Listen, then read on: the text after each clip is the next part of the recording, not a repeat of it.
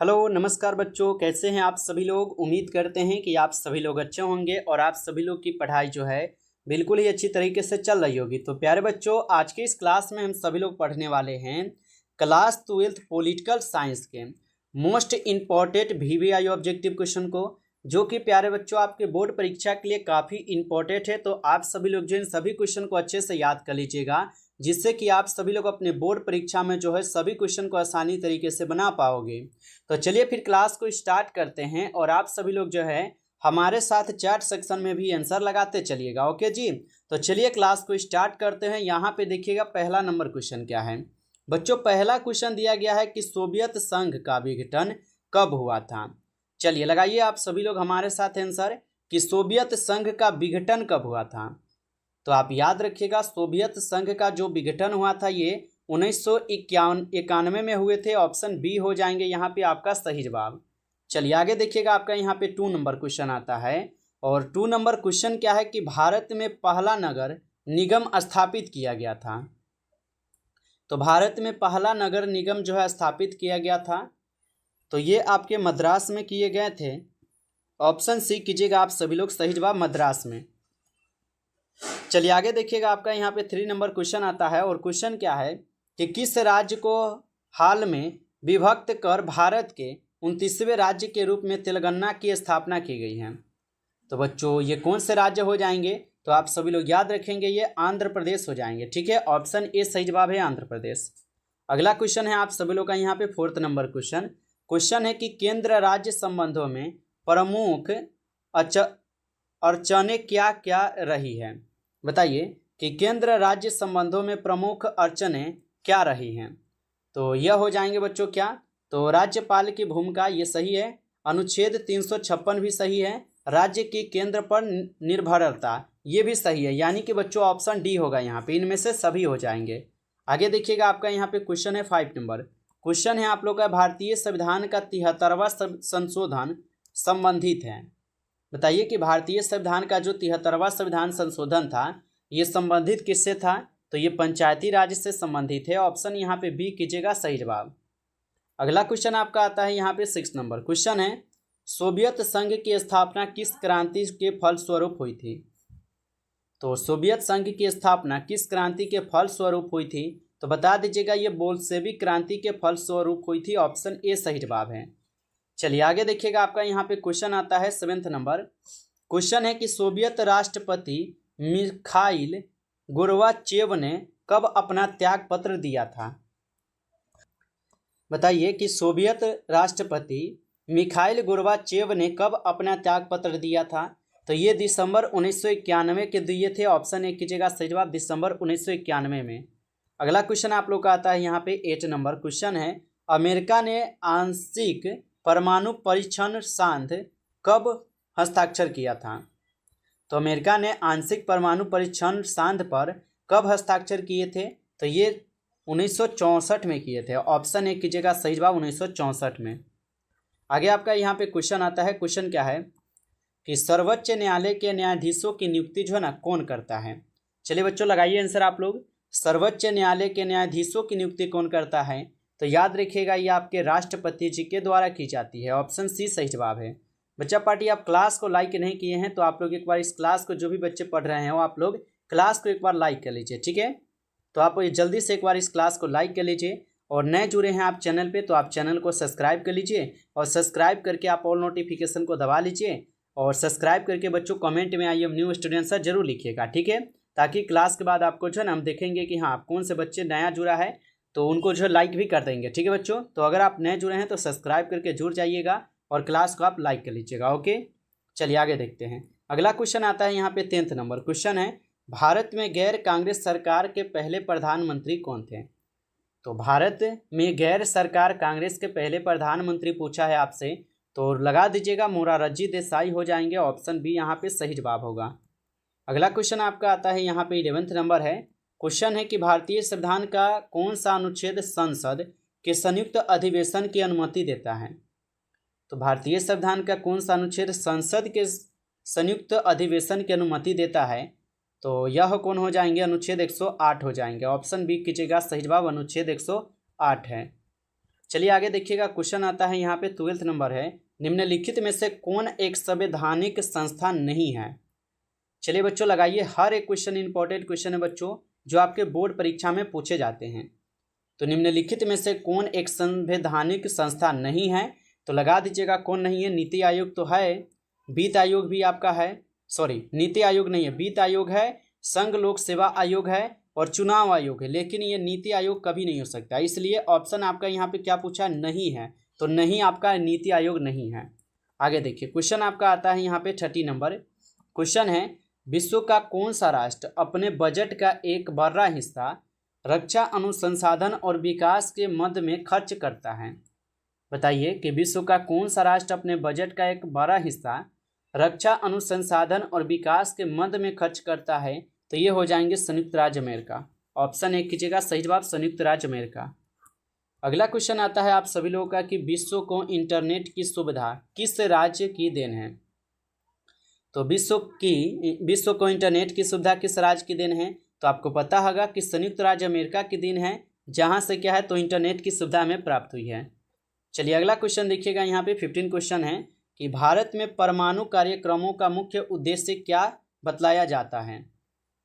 तो भारत में परमाणु कार्यक्रमों का जो मुख्य उद्देश्य ये क्या बतलाए जाते हैं, तो ये बतलाए जाते हैं क्या, तो अपनी ऊर्जा आवश्यकताओं को पूरा करना, यही बतलाए जाते हैं। ऑप्शन डी कीजिएगा आप यहाँ पे सही जवाब।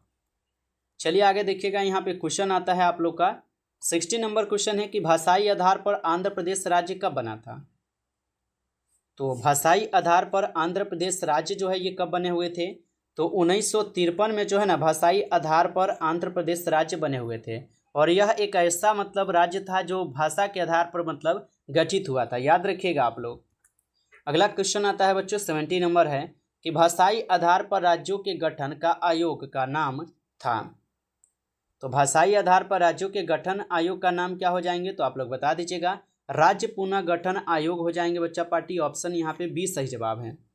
प्यारे बच्चों, अगर आप चाहते हैं कि गेसिंग क्वेश्चन आप लोग पढ़ पाएँ, ठीक है, बिल्कुल गेसिंग क्वेश्चन पढ़ना चाहते हैं जो 100% आपके बोर्ड एग्जाम में पूछे, बिल्कुल आपके एग्जाम में यही क्वेश्चन पूछे, तो आप इसको पढ़ सकते हैं। आपके लिए यहाँ से बिल्कुल गेसिंग किया गया क्वेश्चन तैयार किए गए हैं, जिनको प्यारे बच्चों सभी बच्चे ले भी रहे हैं, तो आप लोग भी ले सकते हो। और ये मात्र आपको 199 में बच्चों मिल रहा है, ठीक है। इसमें आपके 5 सब्जेक्ट या 6 आपका सब्जेक्ट हो, आप सब लिख सकते हो। आपके ऑल सब्जेक्ट का यहाँ पे मात्र 199 रुपये लगेंगे, ठीक है। तो अगर आप इस PDF को लेना चाहते हैं तो आप इस नंबर पर SMS कीजिएगा 962 18 834, ठीक है। यदि आप लेना चाहते हैं तो आप इस नंबर पे SMS करके बोलिएगा कि सर हमें 199 का PDF और नोट्स चाहिए गेसिंग वाला, ठीक है, गेसिंग किया गया क्वेश्चन वालू हमको चाहिए। तो प्यारे बच्चों आपके ये नोट्स मिलेंगे, ठीक है, मात्र आपको 199 लगेंगे। तो जिनको भी लगता है कि उनकी तैयारी नहीं हुआ है तो आप लोग लेकर पढ़ सकते हो। इसमें आपके सभी सब्जेक्ट रहेंगे। इसमें क्या क्या रहेंगे बच्चों, ऑब्जेक्टिव भी रहेंगे और सब्जेक्टिव भी रहेंगे, ठीक है। ऐसा नहीं है कि सिर्फ ऑब्जेक्टिव, मतलब कि दोनों रहता है, ठीक है, दोनों रहेगा, जिससे कि आपका तैयारी पूरा 100% यहाँ से हो जाएगा इस PDF से। तो जिनको भी बच्चों को चाहिए ये PDF आप लोग SMS कर सकते हो। और ये सिर्फ आर्ट्स के स्टूडेंट के हैं। अगर आप पॉलिटिकल साइंस के स्टूडेंट हैं तो जरूर आपका आर्ट्स सब्जेक्ट है, तभी आप इस क्लास को पढ़ रहे हैं बच्चों, ठीक है। चलिए आगे देखते हैं, क्वेश्चन देखिएगा। क्वेश्चन है आप लोग का कि राज्य पुनर्गठन अधिनियम लागू होने के बाद निम्नलिखित में से किसे केंद्र शासित प्रदेश के अंतर्गत नहीं रखा गया है। तो राज्य पुनर्गठन अधिनियम लागू होने के बाद निम्नलिखित में से किसे केंद्र शासित प्रदेश के अंतर्गत नहीं रखा गया है, तो ये हो जाएंगे मद्रास। ऑप्शन यहाँ पे आप लोग डी कीजिएगा, मद्रास है। आगे देखिएगा, आपका यहाँ पे क्वेश्चन आता है 90 नंबर है और क्वेश्चन क्या है कि भारत के प्रथम चुनाव आयुक्त थे। तो भारत के जो प्रथम चुनाव आयुक्त थे ये कौन थे, तो सुकुमार सेन जो है ये भारत के प्रथम चुनाव आयुक्त थे, याद रखेंगे। आगे आपका यहाँ पे क्वेश्चन आता है, क्वेश्चन क्या है कि भारतीय निर्वाचन आयोग का मुख्य कार्य निम्नलिखित में से कौन सा है। तो भारतीय निर्वाचन आयोग का जो मुख्य कार्य है ये निम्नलिखित में से क्या हो जाएंगे, तो आप लोग बता दीजिएगा, स्वतंत्र एवं निष्पक्ष चुनाव करना। ऑप्शन ए यहाँ पे सही जवाब हो जाएंगे। अगला क्वेश्चन आता है कि पंचशील समझौते कब हुआ था। तो पंचशील समझौता कब हुआ था, तो आप लोग याद रखिएगा 29 अप्रैल 1954 को जो है पंचशील समझौते हुए थे, याद रखेंगे। अगला क्वेश्चन आपका आता है यहाँ पे, क्वेश्चन क्या है 22 नंबर क्वेश्चन है कि भारत के राष्ट्रपति की स्थिति तुलनात्मक दृष्टि से निम्नलिखित में से किसके समान है। तो भारत के उपराष्ट्रपति की स्थिति यहाँ पे तुलनात्मक दृष्टि से अगर देखा जाए तो ये किसके समान हो जाएंगे, तो ये हो जाएंगे ब्रिटिश महारानी के समान। ऑप्शन सी सही जवाब है। अगला क्वेश्चन आप देखिएगा यहाँ पे 23 क्वेश्चन आपका आता है कि राज्यसभा का सभापति कौन होता है। बताइए कि राज्यसभा का सभापति कौन होता है। तो उपराष्ट्रपति जो है ये राज्यसभा का ही सभापति होते हैं। आगे आपका यहाँ पे क्वेश्चन आता है 24 क्वेश्चन है, भारतीय संविधान के किस भाग को संविधान का आत्मा कहा जाता है। तो भारतीय संविधान के किस भाग को संविधान का आत्मा कहा जाता है, तो बता दीजिएगा। ये तो प्रस्तावना को बोले जाते हैं। ऑप्शन ए हो जाएंगे सही जवाब, प्रस्तावना को बच्चों बोले जाते हैं। चलिए आगे देखिएगा, आपका यहाँ पे क्वेश्चन आता है कि संविधान सभा के अध्यक्ष कौन थे। तो संविधान सभा के अध्यक्ष कौन हो जाएंगे, तो संविधान सभा के अध्यक्ष डॉक्टर राजेंद्र प्रसाद जी थे। ऑप्शन यहाँ पे आप लोग बी कीजिएगा सही जवाब, संविधान सभा के अध्यक्ष डॉक्टर राजेंद्र प्रसाद जी थे। आगे आपका यहाँ पे क्वेश्चन आता है 26 नंबर है कि संविधान द्वारा किस भाषा को राजभाषा का दर्जा दिया गया है। तो भारतीय संविधान द्वारा किस भाषा को राजभाषा का दर्जा दिया गया है, तो आपको पता होगा हिंदी भाषा का जो है राजभाषा की दर्जा जो है दिया गया है।